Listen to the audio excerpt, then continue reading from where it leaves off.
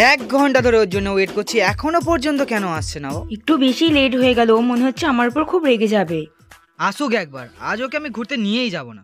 Sorry late করে আসার জন্য। আসলে বাড়ির সবাইকে ম্যানেজ করতে করতেই আমার লেট হয়ে গেল। কটা পড়েছি ভালোবাসায়, আর কে আমাকে পায়, আমিও এবারে পার্কে বেড়াবো, কখনো বা সিনেমায়। সরি। আরে সরি বলছো কেন? তুমি লেট করবে না তো কে লেট করবে? চলো তোমাকে আজকে একটা স্পেশাল জায়গায় নিয়ে যাব। उनसे नजरें क्या मिली, रोशन फिजाएं हो